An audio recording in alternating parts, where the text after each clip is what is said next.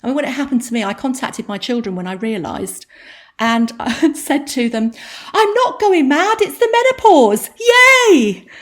And apparently they had a little meeting and said, "I think Mum's gone mad."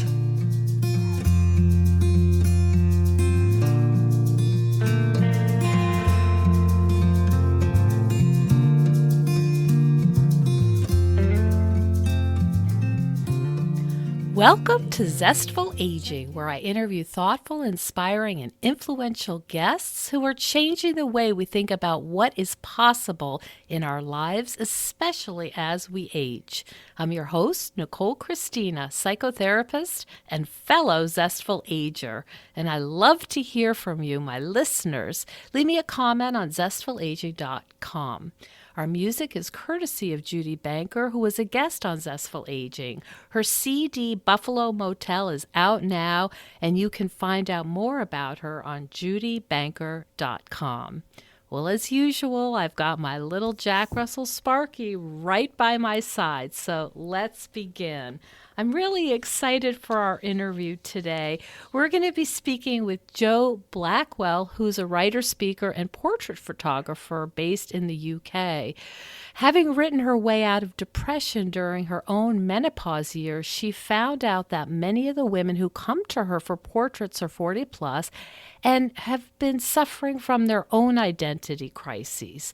Her photo project, Face It, Own It, the bare-faced truth about midlife women, is a celebration of the natural beauty of women 40 plus.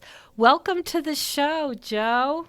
Hello, thank you for having me. I'm so excited to talk to you today because this all started, I think, for you really struggling during your own menopause. That's right, yes. When I was in my mid-40s, I began to feel extremely anxious for no reason, it seemed. I got very, very depressed. My joints were aching. I went to see a consultant who told me I'd be in a wheelchair by the time I was 60, which was not a very encouraging thing for someone to say. Goodness. And all these different things, I had all kinds of different health issues, which looking back, I now realise that was part of the perimenopause. And if it had all been put together rather than treated separately, I think that I would have had very different outcomes to what I did at the time. But at the time, it was a very dark, dark place that I was in. Mm-hmm. And how did you come to realize that, wait a minute, all of these things are connected? This is perimenopause. Well, do you know, that's a very good question. I think the main thing was I used to write for a living, and I'd given that up. This is part of the reason I was so depressed, was I'd taught myself payroll and accounts, which is not, using the wrong side of my brain really for me to be happy. And I was working in the family business, and I'd become so isolated and so down. And I thought to myself, do you know what? I'm going to write again because I really miss it. And I started a blog. And the blog was called Project 50 at the time. It's now defunct, but it started as me just expressing how I felt. And I found that I wasn't even expecting anybody to come back and, connect with me in any way, shape or form. But that's exactly what happened. And I suddenly realised that I wasn't alone in these things. And I thought, well, this is odd.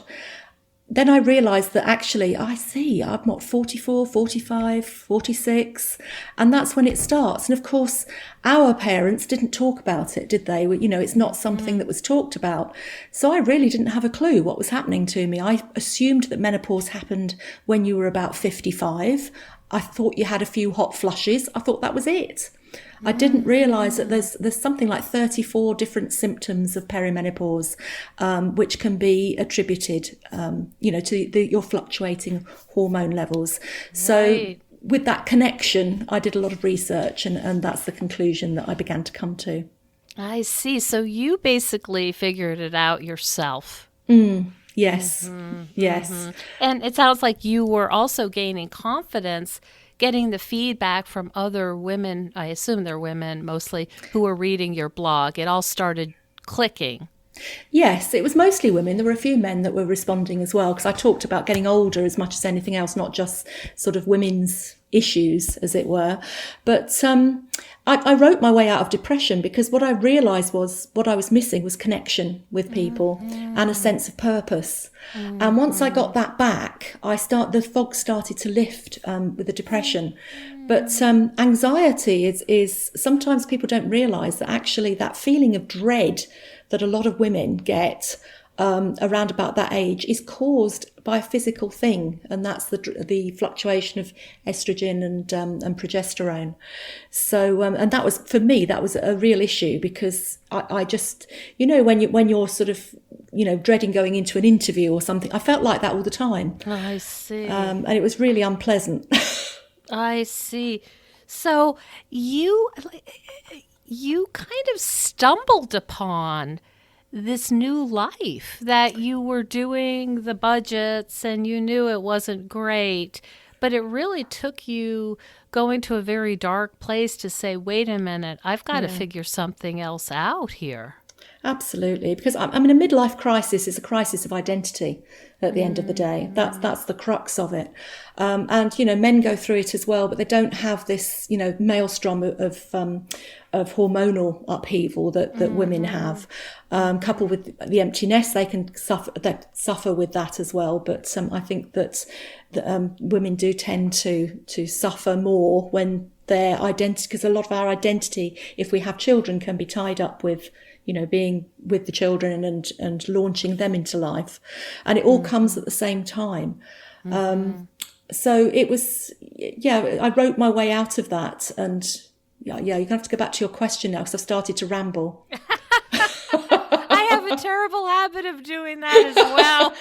Do you know, I find that my brain will go walkabout while I'm speaking.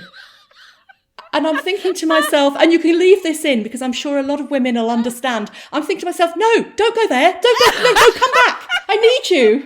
It's dangerous in that alley. Come back. Exactly. I had a funny experience. This is many years ago, but I was trying to form a question with a client, in therapy, and I was treating them, and I went on such a walkabout that they looked at me blankly and said, "What was the question?"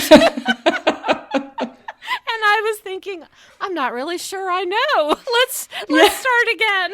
But that sort of thing, it's funny in retrospect, but at the time, when it's your profession to do things like that, it undermines your confidence, doesn't it? When you start sort of having these incidents. That's really funny. Yeah, you just realize you're talking and you're not sure where you're going with it. Yes, exactly. There's no end goal. While I was speaking, I was waffling a bit because I was thinking, I can't remember the question. What was the question? Have I answered the question? And you hope it's going to come back, and you're wondering, is it going to come back? Is it going to come back? So I'm just holding my hands up now and saying, no, it's not coming back. I've lost it. That's so funny. Hello, Zesties. I want to tell you about one of my all-time favorite exercise and stress reduction tools, which I am really relying on during this quarantine. But I've sung its praises for years. The benefits are seemingly endless. It's great for toning and strengthening muscles. It improves your lymph system, your metabolism. It helps with joint pain and balance. And it's even used by NASA astronauts because it's such an efficient way to exercise. And if you're older or you're worried about your balance, you can order a stabilizer bar to hang on to. I'm talking about my NEDAC Rebounder mini trampoline. I put on my music and I have my own dance party. Because for me, exercise needs to be fun and invigorating. Otherwise, I don't want to do it. Now is not the time for the philosophy of no pain, no gain, because we're in enough pain. This is a way to feel good and energized and have fun. It really does help mood as well. And I like that NEDAC is made in the USA and it is really solid. I've had mine for 15 years and it's still in great shape. The NEDAC Rebounder will help us get through this quarantine in better shape mentally and physically. And there's also a model that folds up if space is an issue. One of my clients puts it on her driveway and uses it while she's watching her kids during the quarantine. Anyway, I can't recommend NEDAC rebounders enough. They are a worthwhile investment in your health and overall well-being, especially now. If you are interested in a mini trampoline, please don't buy a cheap one. Those can be actually dangerous, and it is really worth investing in a good quality one. And right now, if you use the coupon code just for Zestful Aging listeners, the code is Zestful. They are going to include a free cover for you. So go to needak.com. It's NEEDAK.com. And if you have any questions, you can contact me at zestfulaging.com. I really am their biggest fan. So this idea of perimenopause, and I'm sure you're familiar because your country seems to be a little ahead of the curve in asking these questions. And there's many women in the UK that have, I'm familiar with who have done sort of similar things, kind of stumbled into their new life by writing or maybe taking a jog or getting on their paddleboard, but it wasn't planned. They didn't say, what I need to do is this and this and this. It sort of starts small and then feels good and then develops a life of its own. Well, I stumbled into becoming a photographer because while I was writing this blog, I had this idea that I would go and interview people who were in their 50s. This was just before my 50th birthday. And I thought, well, if I can get a little bit of inspiration from people who are really rocking their 50s, that'll help the people that are reading my blog as well. And then I thought it's going to be a bit boring. I need to have some pictures as well. So I went off on this camera course with I borrowed my husband's camera, which had never been off auto, and I didn't know how to turn it on. And when I got there, I'm looking around and I'm thinking, gosh, they've got big cameras. And I realised I'd accidentally booked myself onto a course for professional photographers. Oh, my goodness. So, one thing about getting older, you don't get quite as embarrassed as you used to. So I just kind of sidled up to the instructor and said, can you help me turn this on? But I picked the camera up and I looked through it, and it took my breath away because what I could see through the camera, I couldn't see through my own eyes at the time. And the woman that I was photographing, I could see her strength and her character and every age that she'd been and is going to be, just in those flickering micro expressions that we all have. And I was just hooked. And I came home and I was raving about it, and my husband said, oh, for goodness sake, you're not going to be a photographer as well now, are you? Which tells you something about me. And, and I said, no, of course not. And I thought to myself, I am. And that's what I did. You have to break it to him gently. So you've had a complete turnabout. After menopause or perimenopause, your life has changed so significantly. Absolutely. I'm 10 years now of self-employment. It's been the biggest self-development program that I could have ever have gone on. And I love it. And I don't know what, I'm so much happier in my 50s. I would never have believed that could be the case in my 40s. And I'm 60 next year, and I'm really looking forward to the next decade. But what I found was that the women that come to me, they were sort of, telling me these stories of loss and, them feeling lost and not knowing where they're going, feeling maybe a bit like a dinosaur at work was one expression that somebody used, and feeling she was being promoted over because of her age. And, then they would contact me afterwards and say it wasn't just a photo session. I've applied for a job, or I've talked to my husband about this, or whatever. So just our conversations were sort of opening doors, because all we were doing was sharing experience. And I thought, well, do you know what? I'm a boutique photographer. I don't shoot more than once a week. And I want to reach more women because I know how this feels, being in this hole and not realising that it's purely a hormonal thing.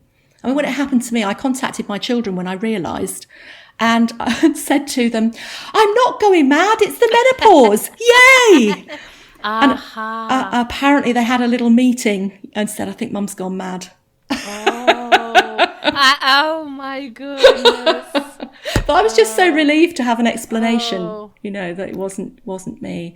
But that's how the yeah. midlife movement came about. I set up this online community, and that's just growing now, and that takes up an awful lot of my working time. What's your favorite part of doing that movement? Oh, the connection with other women, for sure. As I've gone through my 50s, my friendships with women my age have become so important to me.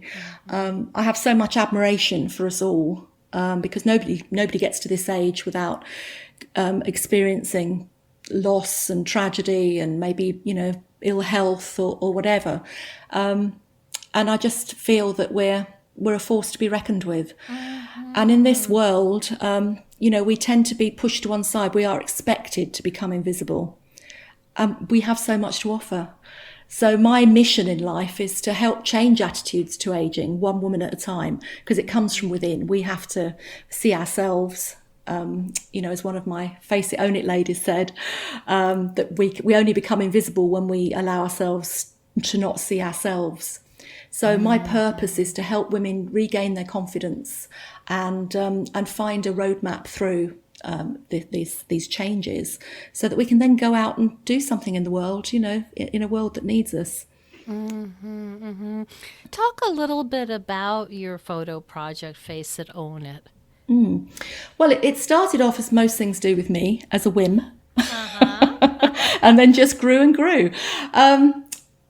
It was I'd seen I was talking to a friend, and a mutual friend had put a photograph on Facebook, I think it was, and she'd put so many filters on this photograph that she looked about, I don't know, about 20. Her skin looked about 25, but she looked strange. She looked like an alien. And we, without bitching behind her back, we both kind of said, "Did you see that photograph?" And all the comments were, "Oh, you look lovely. You look so young. You haven't changed a bit." And I thought to myself, do you know what? There is nothing wrong with looking 58 or 65 or 72. Why is beauty only defined by youth? And so I decided that I put the word out. I'm going to be taking photographs of women 40 plus without their makeup, and I want to find out, how you feel about getting older. And then the press got hold of it, and the local BBC news crew came to my studio and filmed me taking some of these pictures and so on. And I said on screen, I'm also asking women to send me their selfies, because I can't take everybody's photograph. And I was absolutely inundated with no makeup selfies. And these women were telling me how they feel about their appearance, how they feel about getting older. And it ended up, I took 52 portraits in 6 months, and all these selfies came in. I think it was 125 in total that I've used. I've converted them all to black and white, because it's an artistic project, and black and white images, as you see the person rather than what they're wearing, if it's in black and white, as one famous photographer said, and I wish I hadn't said that because I can't remember his name. Somebody very famous. Somebody very famous said that. So it's about seeing older faces and normalising seeing us as we are. And it's been really interesting. What there have been some common themes, but a lot of the women that have come to me actually have come through it and are feeling fabulous, and that confidence has allowed them to come to me. But there have been a handful of women who have come, and I've got so much admiration for them, because they've said, "I've lost myself, I don't know who I am anymore, and I need to find me again." And I think it's so powerful to say that out loud, and to allow other women to hear you saying that, because there's somebody out there that will hear that and realise I'm not alone. I don't know. I'm sure you know the figures of the suicide figures for women. The greatest age for suicide. There was a study in Australia, in Melbourne, I believe it was, a couple of years ago. Is 50 to 54. And it's something that isn't talked about. But nobody talks about mum feeling suicidal. So if I can just reach women who are hiding themselves away because they think they're alone, and just put out that hand and say, do you know what, I've been where you are, you're going to be okay, just take my hand and walk this way. That's worthwhile. And this is really heavy stuff that you're involved in, and you're seeing people Yeah. in a very vulnerable state. Yeah. Are there times when you have to step away and just, disengage with some of these really heavy and meaningful issues in terms of ageism and self-identity? I think the more philosophical things interest me, so I'm quite happy. But if I do have women who email me privately, and I'm very careful because obviously I'm not a trained therapist, or I don't try to be a therapist. I'm a friend, and that's it. I'd only go as far as to say that I could be a mentor. I'm not a trained coach or a therapist. So what I do is signpost people. So I've had to educate myself on where I can signpost people to. And with the midlife movement, I have a whole cohort of coaches. I have a membership, and in the membership are short courses by qualified coaches. So I also have them as my advisors. So if I had somebody that I didn't know, that I was worried that I shouldn't really be the person they're talking to, I have people I can go to and say, right, where do I send this lady? What resources do I send for her to look at? So, you're absolutely right. It's something that concerns me greatly, that I wouldn't want to be in a position where somebody is relying on me. I'm not qualified for that. Yeah, that gets very heavy very So it's quickly. a huge Yeah. responsibility. I'm wondering how your husband has been through these massive changes and that you've experienced. I mean, you've changed your livelihood, you've changed your whole life focus, you've gone, you're a role model now. What has that been like for your family relationships? Regarding my husband, my children are all grown, but regarding my husband, he's actually far more supportive in my growth than he was when I was in a dark place. So the other day, for example, I did say to him, I was looking at my accounts and and feeling rather dismal. And I said, I should have just stayed in a job and then I'd be contributing more. And he actually said to me, he said, but you'd have been so miserable. He said, look how much joy you've brought yourself. And I thought that was lovely. And I really appreciated him saying that, because I would like to be contributing more so he didn't have to work so hard, But, I try to concentrate on my mission and, hopefully that will support me financially as well eventually. You have a lot of things going on. You have the midlife movement. You have your own podcast. Talk about your online course that's opening soon. The online course is called the Midlife Roadmap. When I started the midlife movement, I started it as a membership, and as with most things that you start, these things evolve. And I realised that there was something missing, and that was a transformational journey. So sort of a leading from A to B, and then go into the membership. So I started to study and look into different coaching methods and so on, to try and help women go through the process that I went through. Because I took myself through a process of self-reflection and action taking, basically, to decide which direction I was going to go in. I'd gone back to university in my 40s, and I did a master's degree in international relations, funnily enough, which I'm not exactly using now. But after that, I wanted to do my PhD, and I wasn't able to get the funding. So I had various options. I could have done that and sort of just remained penniless, or I could have set up in business, or I could have stayed. I was in a government job at the time, which I absolutely hated. So I worked out what my needs were, and I worked out how those needs were fulfilled by each thing. And that was one of ways that I made those decisions. Because what I find is that a lot of women that I speak to are very confused. They know what they don't want, but they don't know what they do want. I see. So the course is going to be a 6-week course of working through these various areas, with the aim to get to the end and have a little bit of clarity about some next steps. So I'm not suggesting that a 6-week course and coming on to a group call and things like that is going to solve all your angst and issues. But if you've got to the point where you're thinking, I want something, I want to work out what comes next, what's next, who am I, where am I going, where have I been, am I happy, and if I'm not, what am I going to do about it? I would like to think that at the end of that 6 weeks, you can go away and say, right, my next steps are this, this, and this, and at least feel that you know yourself a little bit better and have eliminated some of the things that you don't want to do, so that you can concentrate on what you do. That sounds really important. It sounds like you're asking people to clarify their own values. Yes. I see. Yes, I've had that. Yeah, go ahead. Sorry, I think that it's that self.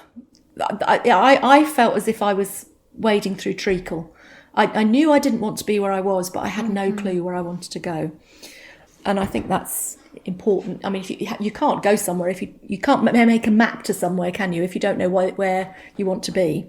Exactly, you're and just my lost. experience is that the same with people who listen to the podcast and also are my clients who say, I've never had the luxury of asking myself what I want because it was always about what do the kids need, what does my partner need. We're really focused on this supposedly such a happy time we have these children, but it's really been shown that it's a very difficult time, that hard work, there's a isn't lot it? of strain. We're working, we're trying to put a meal on the table, and there's not the luxury of time to say what really makes my heart sing, what really, where do I belong and what do I want to do with this life that I've been given. It comes down to what is it, Maslow's hierarchy of needs, isn't it? You deal with what you have to deal with. You have to get to a certain point where there aren't so many demands on you before you can really open up to yourself, it seems. Perhaps that shouldn't be that way, but that does seem to be the way that our society is organised for it to be. And, I'm not saying that everybody is going to go off and try and change the world. It might be that, you're happy being grandma, and that that you like to knit and there's nothing wrong with that. It's about choice.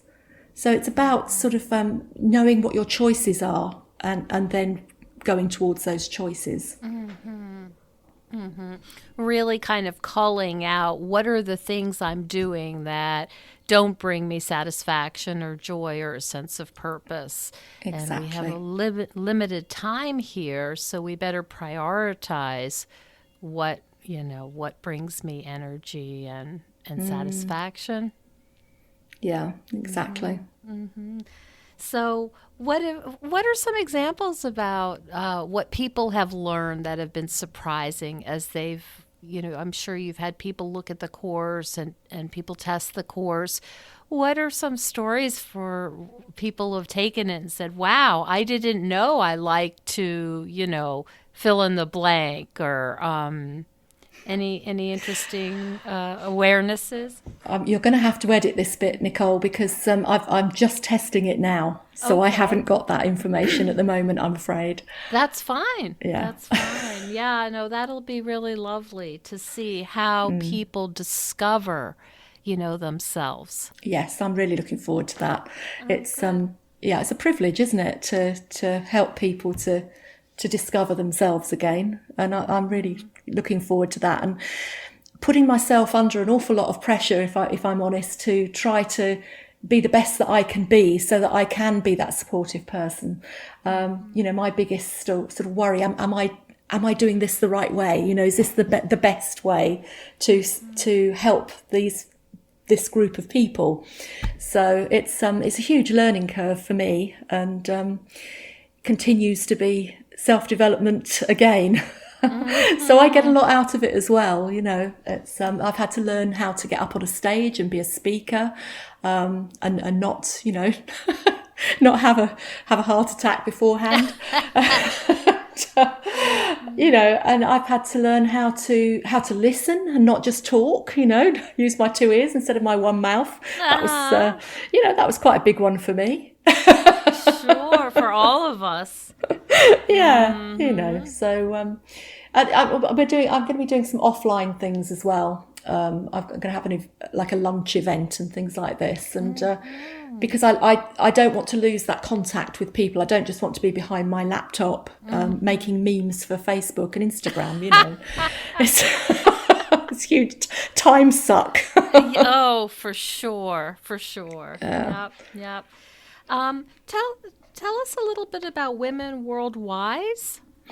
Oh, well, Women Worldwide is swirling around in the back of my brain at the moment. I've had to train myself not to go everything full pelt. I have to go, no, not yet, Joe. You haven't finished this one. Hold on. What I would like to do, while I've been doing Face It, Own It, as I say, 52 women in 6 months, so that's an average of 2 a week. I've been talking to an awful lot of women, and it's been interesting to talk to some women from different cultures and so on, and to listen to what they have to say. And it occurred to me, this Western way of being, where we venerate youth and we are supposed to be put out to pasture, once we're past our childbearing and pole dancing days, unless we're called J-Lo. Right. I'm interested to know how their culture treats them and how they see themselves. But this is one of those things I have to rein myself in, because I can't afford to go travelling the world and taking photographs and interviewing women over the world yet. Not yet. So I'm hoping that the Face It, Own It book is something that I can use to open a few doors. I used to have a publishing deal years ago. I know it's possible, so I just need to sort of find the right backing for that. But I've been offered to be taken to meet the hill tribes of Rajasthan. I've got contacts in Scandinavia. I've got a lot of friends in the US, New Zealand, Australia, and so many different cultures. I just, it's so interesting to me, and I know to a lot of other people, and I think we can learn from each other from that. I can hear the excitement in your voice, and how you're like there, and then we can do this, and then there's that, and then after that, I'll go. So many, I could just see the creativity, and then then there's logistics. I have to sit down. Oh, and stop. Right. You need a few assistants, Joe. I really do. I'm on my own at the moment, and it's all a bit much. It is all a bit much. Somebody's project managed the book printing for me, the design and the printing of the book, and 100 books arrived yesterday, and they've all got to go back again. Because there's a problem with the binding. Oh, no. Now, I've got 60 women coming to the Private View exhibition party on Friday who have pre-ordered their books and are expecting to pick them up. So I have to say, I was a little bit, oh, my goodness, what am I going to do? So I've now got to pay, it must be about $300 now in your currency to post all of those out. Oh, no. So, and I just sold enough to cover the costs of the printing and the design. And I was really, congratulating myself. Oh, I'm going to break even on this one, No. And, it's all kind of gone belly up. I think you need to send one to Alicia Keys, though, because she started this a while back where she doesn't wear makeup anymore. And she's such a role model. She's a Grammy Award winner. Yeah. And she's just... in her business, that's like heresy.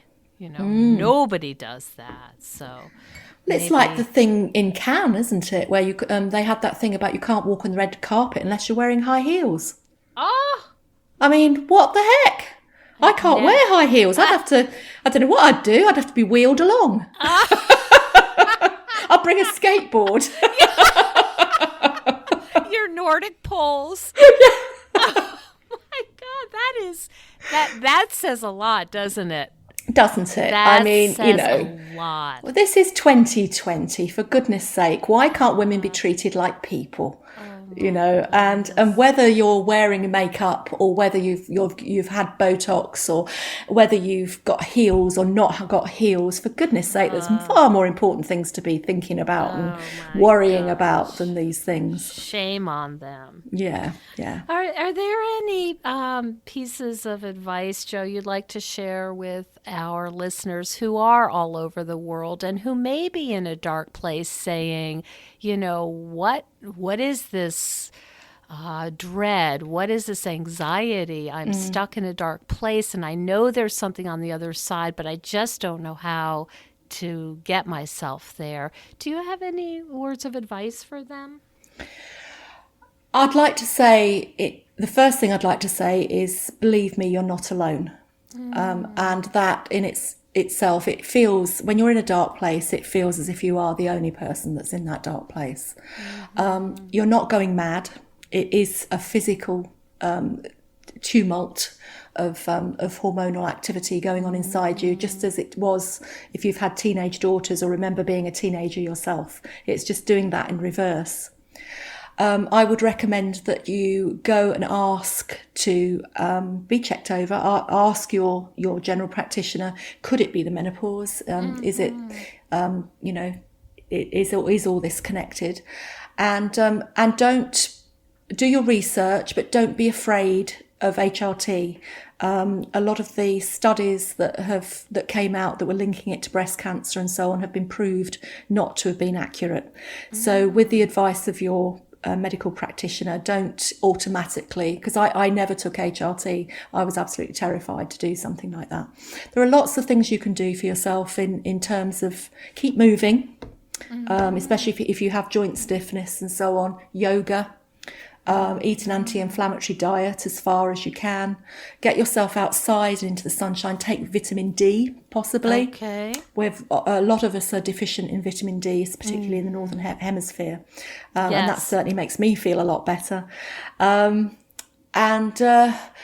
Just know that you're going to come through it. It's not the end of the world. You're going to come through the other side. And when you come through the other side, it's like coming through a door. And it's like, I hope that was in tune. Angels are singing. Yeah, I hope. No angels. No. I didn't mean that side. I meant the other side of menopause. Right. Please, let's clear that one up. Oh dear. Right, no, we're not going there. Okay. Because for my part, I'm 60 next year. I'm nowhere near that wheelchair that my consultant told me I would be near. But I can't bend my knees very well. But I concentrate on what I can do, not what I can't do. And I don't have as much energy, but I have a different kind of energy. I've had a huge surge in creative energy because I don't have to be looking after 4 children all the time. That's right. And I can give my grandchildren back. So yes, that sums it up really, is know you're not alone. Hope. Get help and know there's help, there's hope. And talk to your girlfriends, find women who are going through the same things. Come and join us as a free Facebook group on, if you do Facebook, where women are talking about all these things. What is the Facebook group called? The Midlife Movement. Movement. There's a page and then you can get to the group from that. I ask you a few questions about what you'd like to talk about and what you're excited about and what you're worried about. So it's Midlife Movement. The Midlife Movement. Midlife Movement group on Facebook. Yes, and if you go onto my website, which can I say that? I would like you to say it. So it's www.themidlifemovement.com. Okay. You can sign up for the wait list to find out about the Midlife Roadmap when it's released, or you can. The book that I told you about, the very first one where I went around taking photographs of people enjoying their lives, that is there as a free PDF download now. So you can put your email address in there and you can get that book. And if you'd like to join us, we would love to see you in the membership. There's lots of courses and things in there on dealing with anxiety and fun stuff as well, like wardrobe detox and things like that, how to rediscover your creativity and, so it's all good fun. Beautiful. And you have such a great spirit about it of adventure and and your sense of humor, and I've been there and really understanding this and wanting to help. It's really lovely. Oh, it brings it, as my husband said, it brings me so much joy. So it's selfish as well. I am so happy now. It's just lovely to. I just want it to grow and grow, and to reach more women. And I want what I want ultimately is for there to be no need for this movement and this business that I've set up. I want my daughters to reach menopause and it not be a big thing. And by the time my granddaughters get there, it can be something that was in the past. Yeah. Right. We don't have to whisper about it anymore. Yes, absolutely. Absolutely. Well, Joe Blackwell, you are a role model for all of us. I so appreciate you taking time from your very busy schedule because you're doing so many good things. And I wish you luck with the course. And I'm really excited to see your journey and your continued success. Oh, thank you. That's so kind of you. Thank you so much for joining us on Zestful Aging. If you like the podcast, please share it with some of your friends. I love to hear from my listeners. Send me an email at NicoleChristina.com. Hi, everyone. It's no secret that everyone's feeling pretty restless and unsettled right now. Our lives are upside down, and the future is feeling pretty uncertain.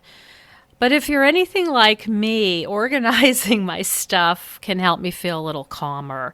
It's something I can do to help me feel a little more in control and in charge of my own life.